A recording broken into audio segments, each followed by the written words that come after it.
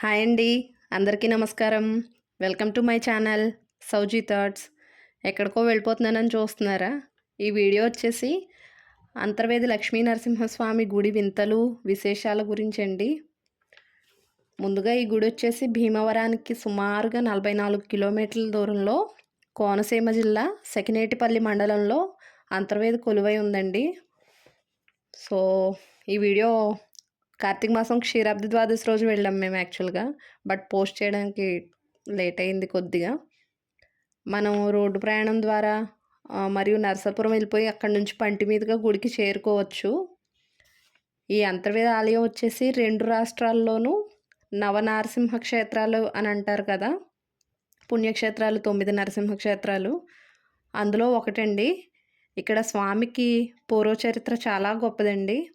సాక్షాత్తు శ్రీరామచంద్రుల వారు, పాండవులు ఈ క్షేత్రాన్ని దర్శించుకున్నట్టు రామాయణ మహాభారతాల్లో కూడా కథనం ఉంది.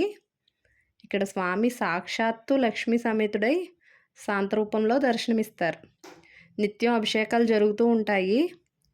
లక్ష్మీ నరసింహస్వామిని దర్శించుకుంటే ఐశ్వర్యం, ఆరోగ్య సమస్యల నుంచి విముక్తి, రుణబాధల నుంచి విముక్తి లభిస్తుందని భక్తులు ప్రత్యేకంగా నమ్ముతూ ఉంటారు. నిజానికి అది వాస్తవం కూడా. ఇక్కడ ప్రత్యేకించి రోజు ఉదయం 10 గంటలకు సామూహిక సుదర్శన హోమం జరుగుతుంది. యాక్చువల్లీ మేము దానికే వచ్చాము. ఇక్కడ టికెట్ కౌంటర్ ఉంటుంది. సో పర్ హెడ్ 200 తీసుకుంటారు. ఫ్యామిలీ అయితే 400. సో ఇంకా పిల్లలకు అవసరం లేదనమాట. ఇక్కడ టికెట్ తీసుకుని హోమానికి మనం ఏం తీసుకురావక్కర్లేదు. మన శక్తి కొలది మనం హోమంలో వేయడానికి ఏమైనా సొంతంగా తెచ్చుకోవచ్చు. కానీ వాళ్ళు కూడా ఇస్తారనమాట. గోత్రనామాలతో పాటు మనసును సంతృప్తిపరిచేలా హోమం చాలా బాగా చేస్తారండి. ఇంచుమించు 2 గంటల పాటు చేస్తారు. ఏదో చేసామంటే చేసామన్న టైప్లో కాకుండా స్వామివారి గుడి వెనుక భాగంలో ప్రత్యేకించి హోమానికి ఉంటుందన్నమాట. 2-3 వేద పండితులు హోమం మనల్ని సంతృప్తిపరిచేలాగా చేస్తారు. ఆదరాబద్రగా ఏం చేయరండి. ఇక్కడ హోమానికి అన్నీ సిద్ధం చేస్తున్నారు. మేము అప్పుడే వచ్చాం. హోమం అయితే చాలా బాగా జరిగిందండి. సో అందరు గోత్రనామాలు చెప్తారు. ఆ తర్వాత హోమం జరిగిన తర్వాత మనం 3 సార్లు హోమం చుట్టూ ప్రదక్షిణ చేసి మనకు వాళ్ళు ఇచ్చిన నవధాన్యాలు మొత్తం హోమంలో వేయాల్సిన సామాన్ ప్లేట్తో సహా తీసుకెళ్ళి అందులో వేసుకోవచ్చు. ఫ్యామిలీ హోమం దగ్గరికి వెళ్ళి దర్శనం చేసుకోవచ్చు. ఇప్పుడు సామూహిక వ్రతం కాబట్టి ఎదర హాల్ కింద ఉంటుంది. సో అలా బయట కూర్చోబెడతారు.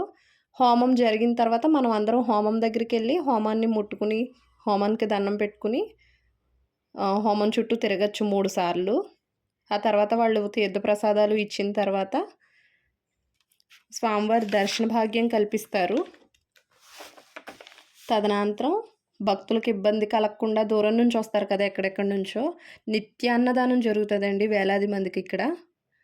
ఆ భోజనం అమృతం. గుడికి వెళ్తే తప్పక ఆ ప్రసాదాన్ని స్వీకరించి తరించాలండి. కొంతమంది అంటే లేట్ అయిపోతుంది తినలేక కొంచెం రష్గా ఉందని ఫీల్ అవుతూ ఉంటారు.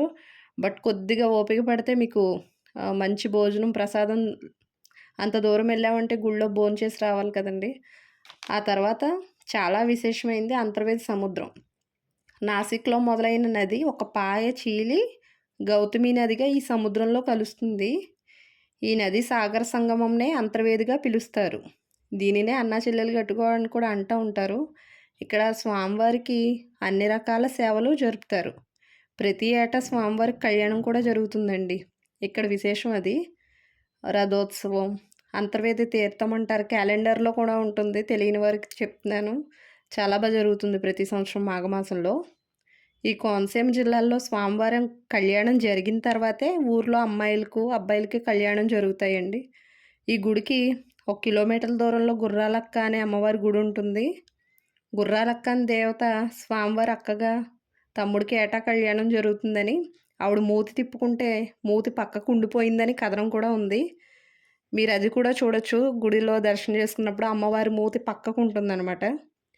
ఈ రోజుకి దేవాలయంలో రాత్రి గుడి మూసే ముందు రాగి చెంబులో నీళ్లు, ఆ పక్కనే పాదరక్షలు, పుల్ల ఉంచుతారండి, పంటి పుల్ల. అది ఉదయానికి ఏమవుతుందంటే పుల్ల కొద్దిగా చివర నమిలేసి చెంబులో నీళ్లు సగం ఖాళీ అయ్యి పాదరక్షలు వేరే చోటికి కదిలి ఉంటాయని ఇప్పటికీ అంటూ ఉంటారండి.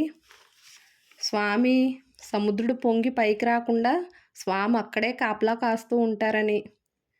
అసలు ఆయన ఉన్నంత వరకు నరసాపురానికి అది ఏమి కాదు. అంతర్వేది సముద్రం పైకి రాదు, పొంగనివ్వరు. స్వామి కాపలా ఉంటారని అంటారు. ఇలా చెప్పుకుంటూ పోతే చాలా చాలా కథనాలున్నాయండి. నేను చెప్పింది ఒక 10% మాత్రమే. చెప్పుకుంటూ పోతే చాలా విశేషాలున్నాయండి. వీలైతే ఆలయాన్ని దర్శించుకోవడానికి ప్రయత్నించండి. గోదావరి జిల్లాలో తెలియని వారుండరు. వేరే జిల్లాల వారు సాధ్యమైతే ఈ క్షేత్రాన్ని దర్శించుకోవడానికి ప్రయత్నించండి. స్వామి కృపకు పాత్రులవ్వండి. ఓం నమో లక్ష్మీనారాయణాయ నమః. సర్వేజన సుఖినో భవంతు. వీడియో కనుక నచ్చితే లైక్ చేయండి, కామెంట్ చేయండి. కొత్తగా చూస్తున్న వాళ్ళు ఉంటే సబ్స్క్రైబ్ చేసుకోండి. ధన్యవాదములు.